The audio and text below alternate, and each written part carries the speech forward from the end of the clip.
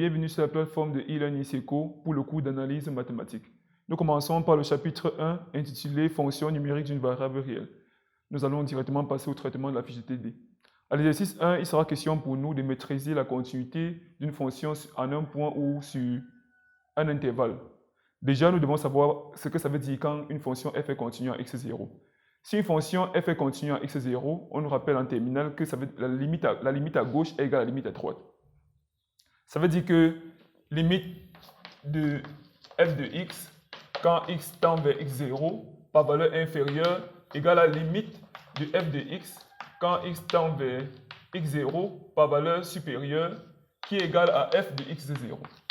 C'est ce qu'on nous dit en terminale. Si cette propriété est vérifiée, on conclut que la fonction f est continue à x0. Mais ce n'est pas ce que nous allons seulement faire dans ce premier exercice. Nous allons démontrer que cette propriété est vraie. Ça veut dire que, étant donné une fonction f de x et un x0 donné, nous allons montrer qu'on peut calculer f de x0, qui est la limite de f de x à gauche et à droite. Pour ce faire, nous allons retenir qu'une fonction f de x est continue à x0 si elle est continue dans un voisinage de x0. Un voisinage de x0, c'est tout simplement un intervalle de la forme alpha moins x0, alpha plus x0. Voilà, on appelle ce genre d'intervalle voisinage de x0. Cet intervalle contient x0 et il contient également les voisins de x0 à gauche et les voisins de x0 à droite. Si nous sommes sur un segment et que là c'est x0, f doit être continue à gauche de x0 et ensuite à droite de x0.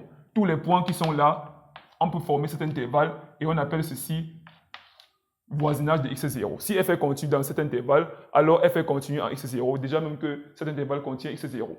Donc dans cet exercice, nous allons chercher un intervalle de cette forme. On va chercher à trouver la valeur de alpha. Si alpha existe, alors la fonction f est continue à x0. Nous commençons par le premier cas.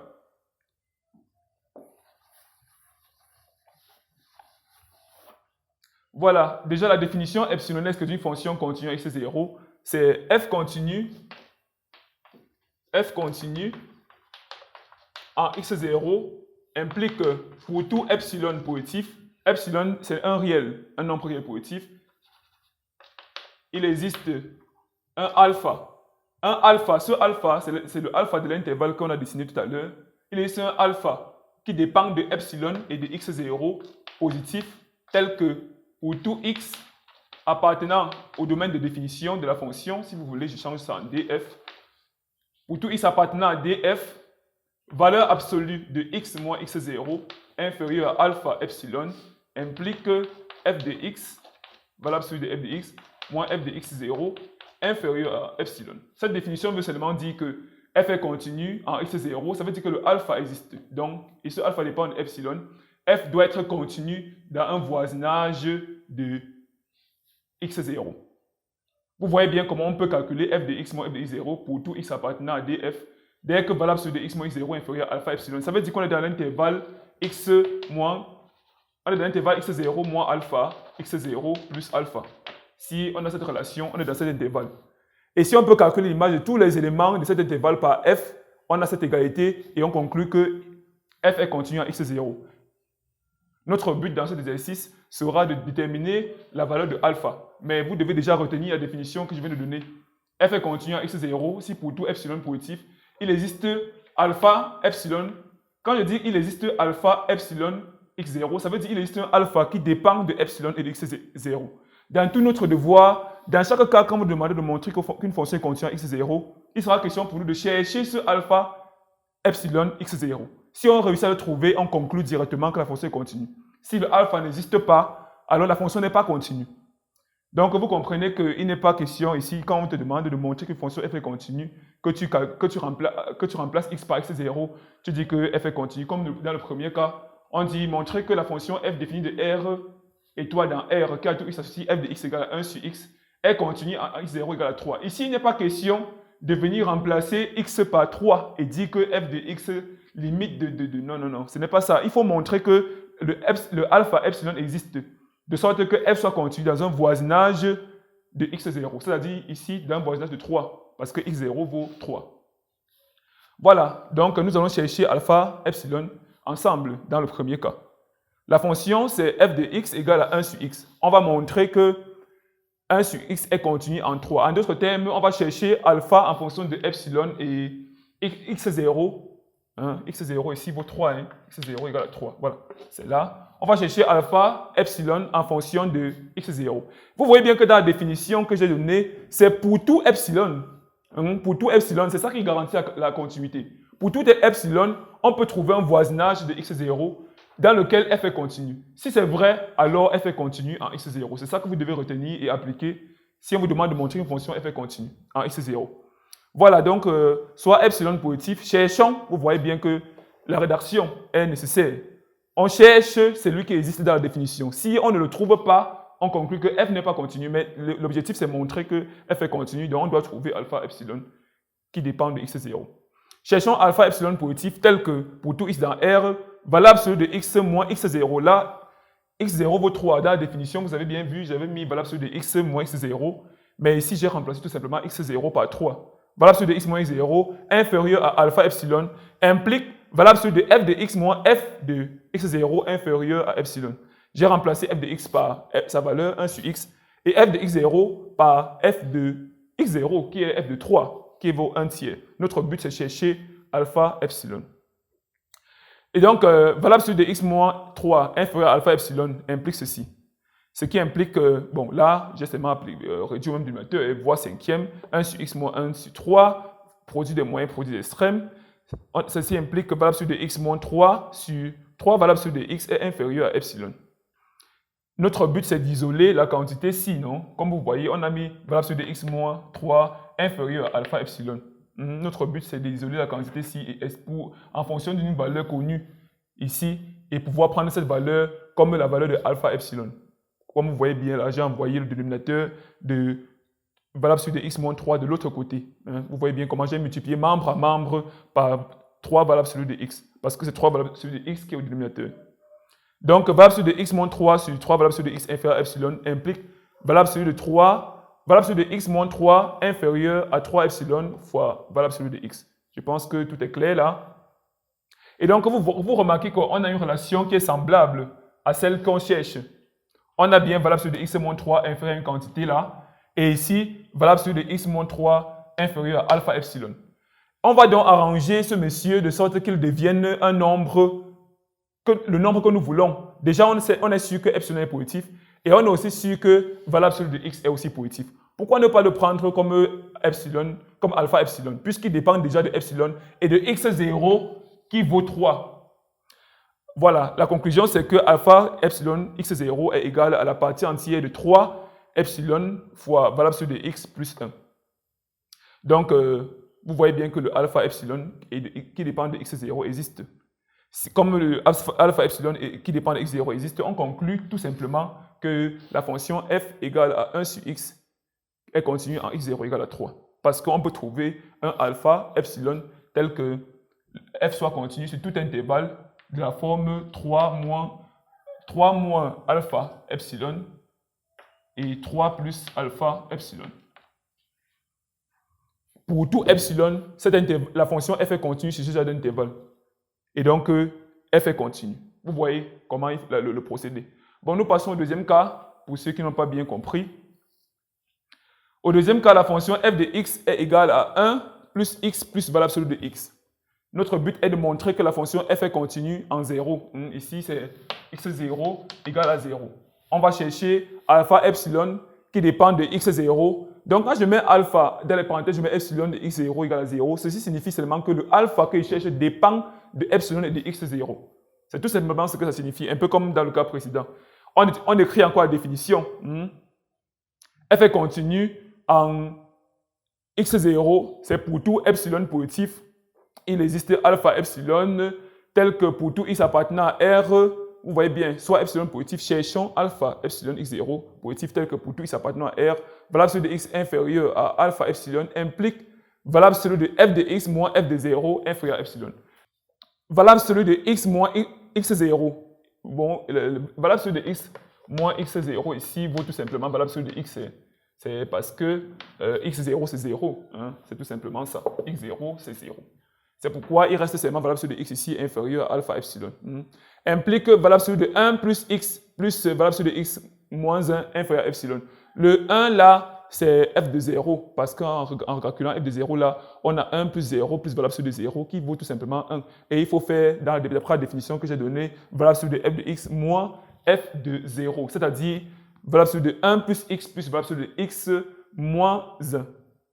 On obtient tout simplement valable absolue de x plus valable absolue de x inférieur à epsilon.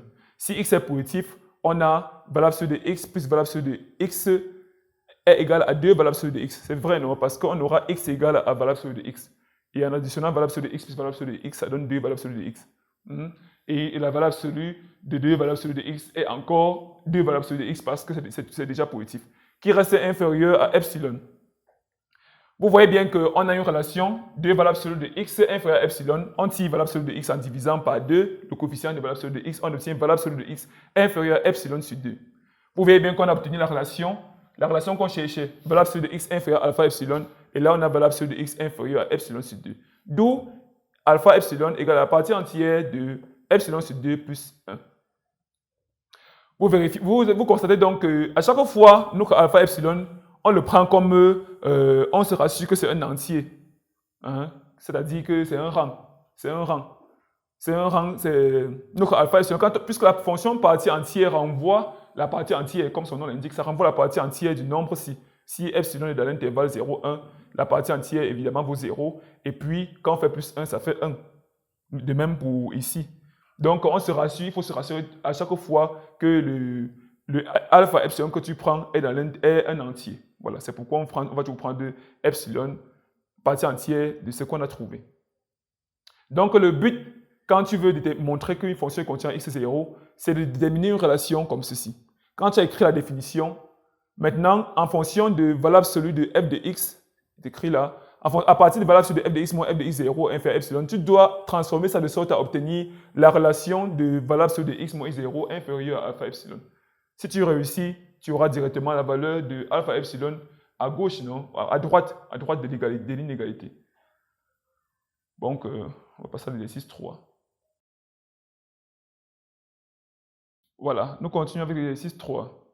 Dans cette partie, nous devons être capables à la fin de montrer qu'une fonction n'est pas continue. Voilà.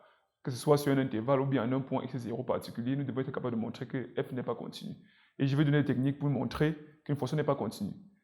Voilà, nous savons très bien que, d'après le cours, qu'une fonction continue préserve l'image des suites convergentes. Ça veut dire que si un tend vers u0, quand n tend vers plus l'infini, alors f de un tend vers f de u0 quand n tend vers plus l'infini. Ça veut dire que quoi? Si tu as une fonction f et tu veux montrer qu'elle n'est pas continue, tu peux construire une suite qui tend vers u0. Hein, c'est facile de construire une suite qui tend vers u0 et tu peux prendre par exemple u0 plus 1 sur n. On est sûr qu'en faisant tendre n à plus infini, ça fait 1 sur n vaut 0 et il reste u0. Donc, tu construis une suite simple comme ça et puis tu calcules son image par f. Tu calcules maintenant f de u0 plus 1 sur n pour voir ce que ça donne. Ça va te donner une autre expression et tu calcules maintenant la limite de la nouvelle expression quand n tend vers plus infini. Voilà. Et si ça te donne f de u0, tu conclus que la fonction est continue. Mais on utilise généralement cette technique pour montrer que la fonction n'est pas continue. J'ai dit qu'une fonction continue préserve l'image des suites convergentes. Tu ne vas pas prendre toutes les suites convergentes qui existent, tu ne peux pas. C'est pourquoi on utilise cette technique seulement pour montrer qu'une fonction n'est pas continue. Quand tu regardes à l'œil, tu vois que ce n'est pas continu, tu construis une suite et tu montres que cette suite converge vers u0, mais son image ne converge pas vers f de x0. Ça, c'est une technique pour montrer qu'une fonction f n'est pas continue.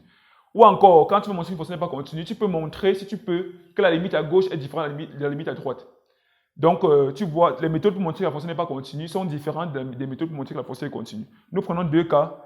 Au premier cas, nous avons f de x, où on essaye de montrer que la fonction est continue. D'après ce qui précède, on doit chercher un alpha epsilon positif, tel que f soit continu sur un voisinage de rayon alpha. Pour epsilon positif, cherchons alpha, tel que pour tout x dans R, valable absolue de x moins x0 inférieur à alpha implique que valable absolue de f de x moins f de x0 inférieur à epsilon. Quand je remplace f de x moins f de x0 par son expression, ça me donne 2x plus 4 moins 2x0 moins 4. Ici, on veut chercher si f est continu en tout x0 appartenant à R, puisqu'on n'a pas donné la valeur de x0. Je dois donc travailler en prenant x0 comme une constante, n'importe laquelle dans R. Et voilà. Et donc, valable sur le 2x moins plus 4 moins 2x0 moins 4 inférieur à epsilon. Ce qui implique 2 valable sur le x moins 0 inférieur à epsilon. Ce qui implique valable sur le x moins 0 inférieur à epsilon sur 2. Donc, alpha epsilon égale à ceci. Donc, vous voyez, c'est un peu comme précédemment. Mais pour la fonction f de x égale à valable sur de x sur x, on demande à savoir si la fonction est continue sur R. Voilà. Est-ce que la fonction est continue? Premièrement, la fonction est définie sur R privé de 0. La fonction est définie sur R privé de 0. Et on remarque que, d'après la terminale, que valable sur de x sur x, c'est signe de x. Signe de x. Donc, cette fonction signe de x signifie ceci. La valable f de x égale à la valable sur de x sur x est égale au signe de x. C'est pourquoi vous voyez f de x qui vaut 1 si x est positif et moins 1 si x est négatif. C'est ça, non? Il n'y a que deux signes, plus positif et négatif. Et vous voyez bien que la fonction ici est définie à droite de 0 et ici définie à gauche de 0. Et moi, je veux montrer que la fonction n'est pas continue. Parce que je sais bien que ici à gauche, je vois comme ça, à droite ça vaut 1 et à gauche ça vaut moins 1. Donc je vois directement que ce n'est pas continu. Et donc je calcule, je passe directement aux limites pour montrer que la limite à gauche est différente de la limite à droite. Il n'y a pas possibilité que ce soit continu. Si x tend vers 0 par valeur inférieure, la limite de f de x tend vers moins 1. Si x tend vers 0 par valeur supérieure, f de x tend vers 1. Nous comprenons cela comme ça. On a 0 ici. À gauche de 0, là, ce sont les nombres qui sont négatifs. Et à droite de 0, là, tous les nombres là, plus petits qu'ils soient, ils sont quand même positifs. Donc, c'est comme ça. Et le signe sera positif qui vaut plus 1. Et ici, à gauche, le signe sera négatif qui vaut moins 1. C'est pourquoi vous voyez bien que les limites à gauche et à droite sont différentes. F n'est pas continue en x0 égale à 0. Donc, f est continue partout sur R privé de 0. Voilà. Mais pas en 0 quand même. Voilà, et donc ce qu'il faut aussi retenir, c'est que si on te demande de montrer qu'une fonction est uniformément continue sur un intervalle, il suffira de faire ce que je viens de faire et montrer que le alpha epsilon ne dépend pas de x0. Pour dire que peu importe la valeur de x0 qu'on prend, tu obtiens toujours le même alpha epsilon. C'est la même rédaction, mais tu obtiens alpha epsilon qui ne dépend pas de x0. Si c'est le cas, tu conclus que la fonction est uniformément continue, c'est-à-dire continue en chaque point de l'intervalle, continue partout sur l'intervalle, elle est uniformément continue sur l'intervalle.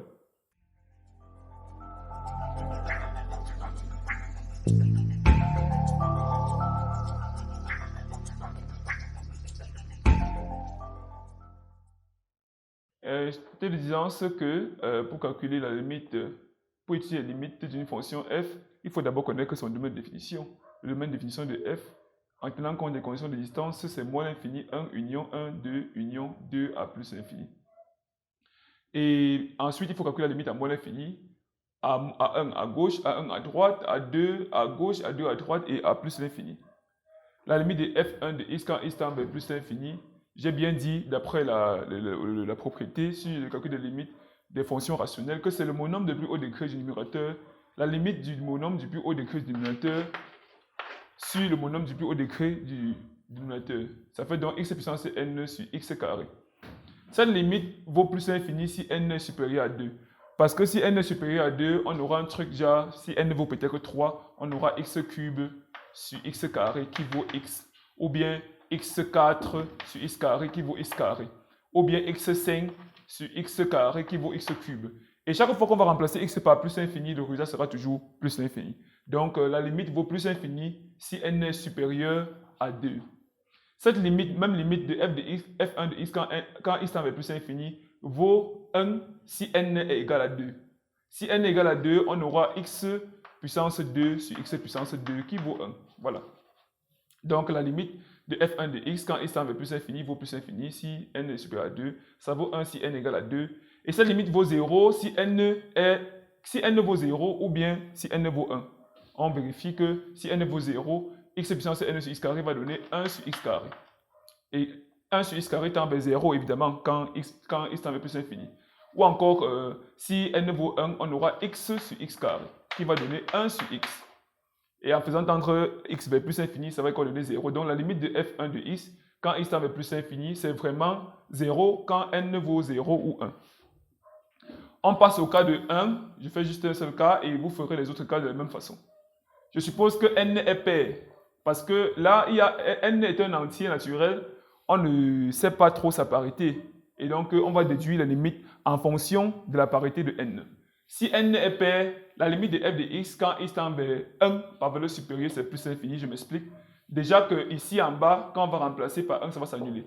Quand on est dans un voisinage de 1 à droite, ça veut dire qu'on est dans les 1,0000000, etc. 900, machin truc, etc. Ça, c'est une valeur approchée, donc c'est une valeur de 1 à droite. Ça veut donc dire que 1 puissance n sera plus grand que 1. Et la différence, là, va donner un 0 plus.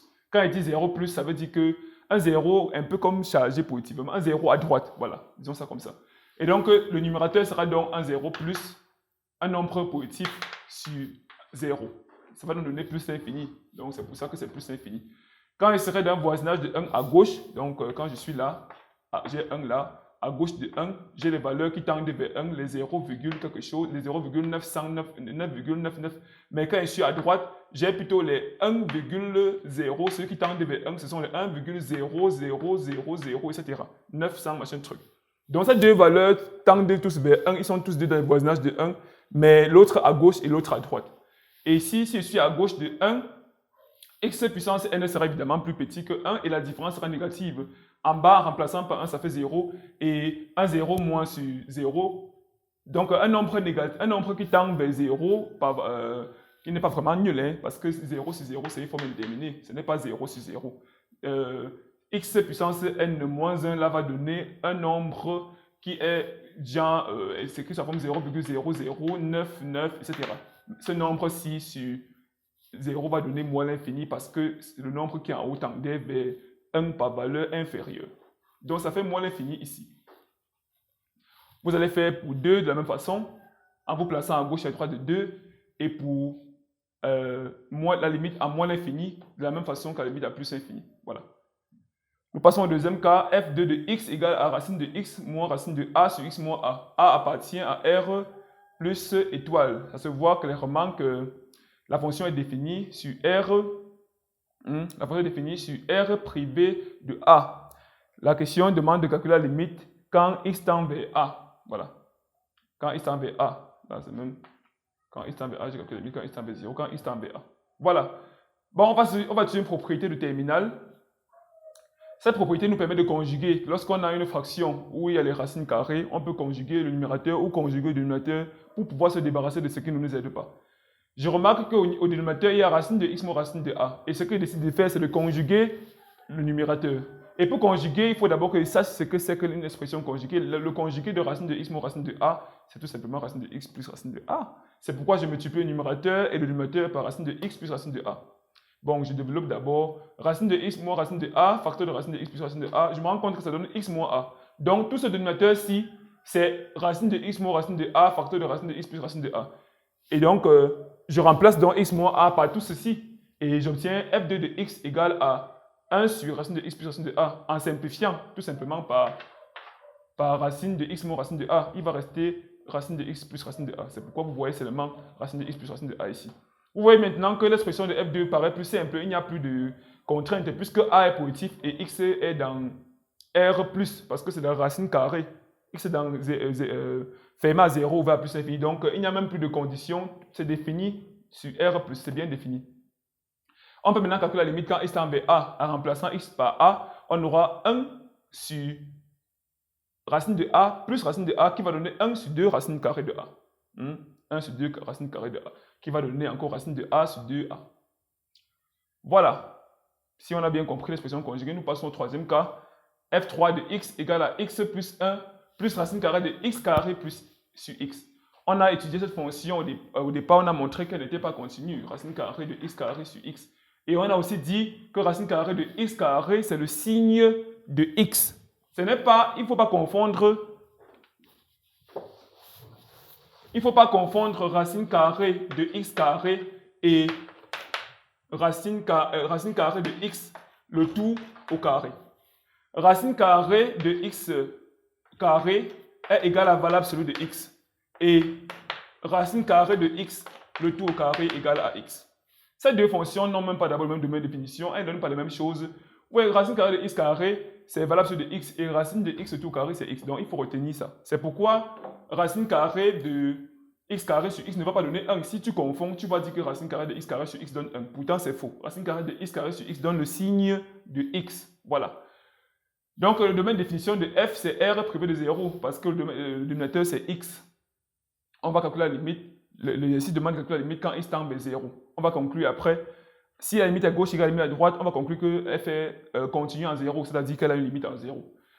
La limite à gauche, limite de f3 de x quand x tend vers 0 par valeur négative, je dis qu'elle donne 0. Pourquoi? D'après ce qui précédait,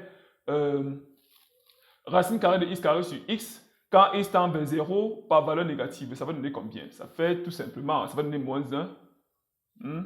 Ça va donner moins 1, oui. Et 1 moins 1 va donner 0. Quand il dit que ça va donner moins 1, je ne sais pas si vous comprenez, je vais redéfinir la fonction racine carrée de x carré. Racine carrée de x carré, j'ai dit que ça donnait le signe de x. C'est-à-dire, ça donne 1 si x est positif, ou bien moins 1, bon disons, oui, x ne peut pas être nul parce que c'est le dénominateur. Moins 1 si x est négatif. Voilà.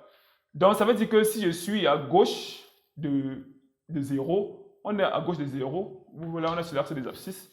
Sur l'axe des abscisses, voilà l'origine 0. À gauche, on est dans les valeurs de 0, les valeurs qui se rapprochent de 0 par valeur négative. Les moins 0,9, machin, truc, etc.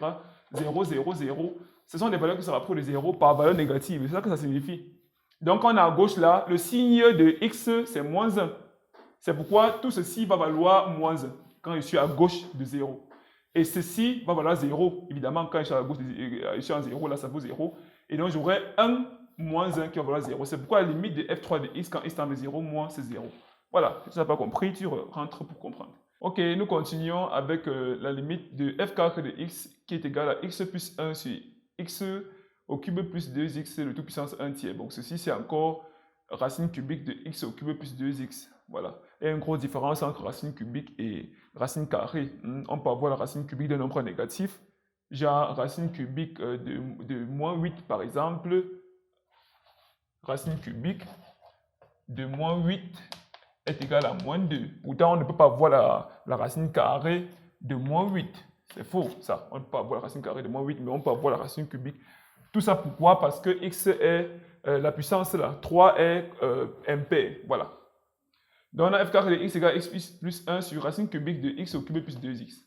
Et on veut calculer la limite. La première chose à faire, c'est d'arranger, comment dire, on calcule la limite quand x est plus infini. Et ce qui nous plairait le plus, c'est d'avoir les choses comme a sur x, puissance n. Non? C'est pourquoi vous allez voir que je mets x en facteur au numérateur et en bas, en fait, je mets le monome de plus haut degré en facteur au numérateur et le monome de plus haut degré en facteur au dénominateur. C'est pourquoi là, ça me donne x facteur de 1 plus 1 sur x au numérateur. Et en bas, quand je mets x cube en facteur, ça me donne d'abord x cube facteur de 1 plus 2, x sur, plus 2 sur x carré. Voilà. Et quand je fais sortir le x cube de la racine cubique, ça fait racine cubique de x cube. C'est pourquoi vous voyez seulement x ici. Ça donne, qui donne x. Racine cubique de x cube, c'est x. C'est pourquoi vous voyez seulement x là. Voilà. En continuant, on simplifie par x, non? On simplifie par x. Il reste f carré de x égale à 1 plus 1 sur x sur racine cubique de 1 plus 2 sur x carré. C'est maintenant facile de calculer la limite. On remplace, on fait tant x vers plus infini. Ça fait 1 plus 1 sur plus infini qui donne 0. Sur racine cubique de 1 plus 2 sur plus infini qui donne 0. 1 sur 1, ça donne 1. La limite quand x tend vers plus infini de f de x, c'est 1. Voilà, nous passons maintenant au calcul des dérivés des fonctions. Oui, c'est fini pour l'exercice. Pourquoi tu es méchant? C'est toi qui as dit que quand il est fini.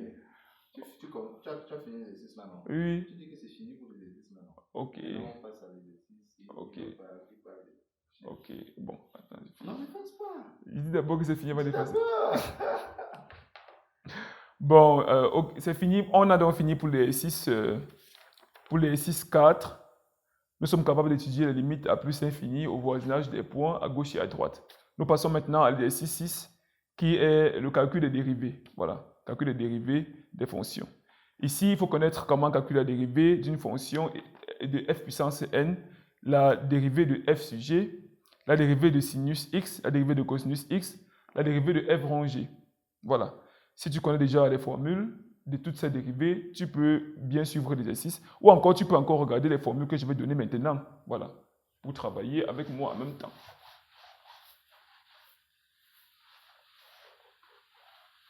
Voilà. Déjà, lorsque je vais dériver f sur g. Bon, on vérifie bien que g est différent de la fonction nulle.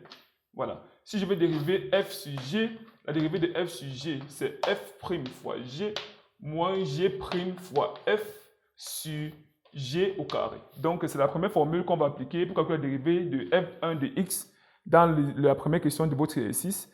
f1 de x égale 1 sur 1 plus x carré. Voilà. Le numérateur vaut 1. Et d'après cette formule, c'est f' fois g. G ici vaut 1 plus x carré. Et la dérivée d'une constante est nulle. Donc, si a est une constante, donc si a est une constante, alors a', la dérivée de a égale à 0. La dérivée de a égale à 0. C'est pourquoi, en faisant f' fois g ici, c'est-à-dire dérivée de 1 fois 1 plus x carré, dérivée de 1 va donner 0, et en multipliant par 1 plus carré, ça fait 0. Et le moins de la formule, le voici. Et donc, il va maintenant rester à faire g' fois f. G' c'est le dénominateur, il faut donc dériver le dénominateur, c'est ça que vous voyez là, g', 1 plus x carré, le tout prime, fois 1. Donc, si vous ne voyez pas quelque chose là, c'est fois 1. Fois 1, ça ne change rien, c'est pour ça que je n'ai rien mis. Voilà, sur le dénominateur au carré, sur 1 plus x carré, le tout au carré. Voilà.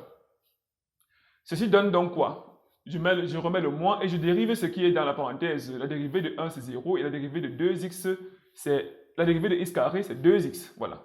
En particulier, la dérivée de x puissance n, c'est nx puissance n moins 1. Et si f est une fonction, la dérivée de f puissance n, c'est nf', f puissance n moins 1. Voilà. Ici, tu ne vois pas le x' parce que la dérivée de x vaut 1. Donc, en fait, ce sont les mêmes formules. Mais dans le cas particulier, si la dérivée de x est 1, c'est pourquoi tu vois seulement nx puissance n moins 1. Voilà. Et donc, la dérivée de f1 de x finit par être moins 2x sur 1 plus x carré, le tout carré. On passe à la dérivée d'une fonction produit. f2 de x égale x carré ln de x. Lorsque tu veux dériver une fonction produit, si tu veux dériver f fois g, on va dériver f fois g. La dérivée de f fois g égale à f', dérivée de f fois g, plus dérivée de g fois f. Voilà, c'est là cette formule qu'on nous allons appliquer sur la deuxième fonction f2 de x égale à x carré ln de x. Donc, on va dériver d'abord dérivée de x carré fois ln de x. La dérivée de x carré, d'après la formule qui est d'abord donnée, la dérivée de x puissance n, c'est nx puissance n moins 1. En appliquant la formule, ça fait donc 2x puissance 2 moins 1 qui est 2 puissance x. Donc, la dérivée de x carré, ça fait donc 2x. Et on multiplie par ln de x, ça fait 2x ln de x. Ensuite, maintenant, plus la dérivée de g fois f. La dérivée de ln de x, on le sait depuis la terminale, c'est 1 sur x. Voilà. Et donc, ça va donc faire x carré fois 1 sur x. X carré fois 1 sur x, ça donne x carré fois 1 sur x. Et on simplifie par x, ça fait x. C'est pourquoi vous voyez x tout simplement là. La dérivée de f de x égale à x carré ln de x égale à la dérivée de x carré ln de x est x plus 2x ln de x. Donc, je pense que vous avez compris comment on a fait.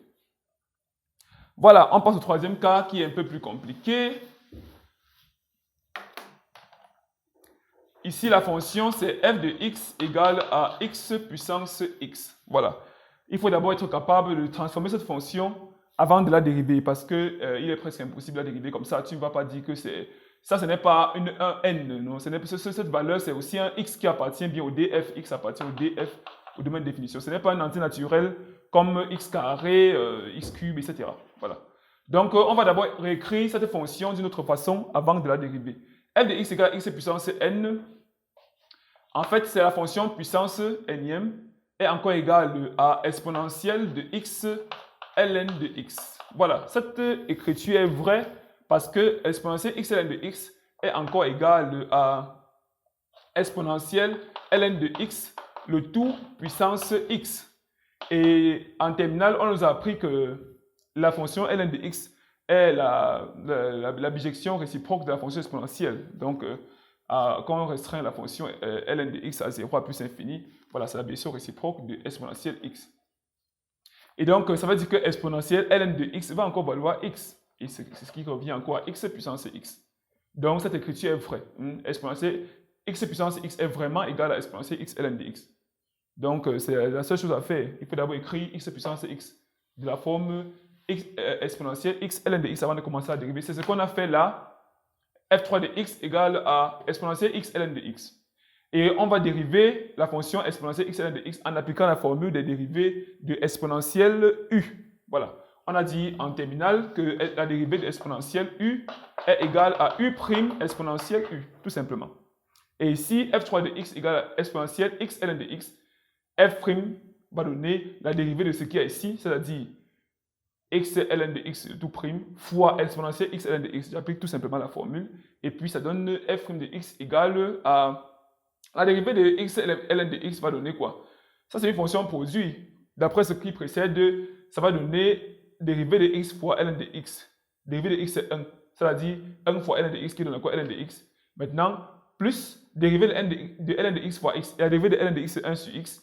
1 sur x fois x, ça fait 1. Donc, c'est pourquoi tu vois f' de x égale à 1 plus ln de x, facteur de exponentielle x ln de x. Et on a écrit tout à l'heure que exponentielle x ln de x, c'est x puissance x. C'est pourquoi j'ai remplacé. Donc, f' de x égale à 1 plus ln de x fois x puissance x. Si tu as une fonction f de xy égale à x puissance y et que tu veux dériver, il faut d'abord écrire ça sous la forme exponentielle x ln de y est exponentielle y ln de x. Voilà, c'est mieux. Il faut d'abord écrire ça sous cette forme f de xy égale à exponentielle y ln de x. Bon, tu peux confondre comme je viens de le faire et tu vérifies avec la bijection réciproque en mettant celui-ci parce que a puissance n le tout puissance m, c'est encore égal à a puissance n fois m, non? Et ici, ce qu'on a, c'est a puissance n fois m. Tu peux mettre le y ci sur la forme ci et tu vérifies bien que ça redonne x puissance y.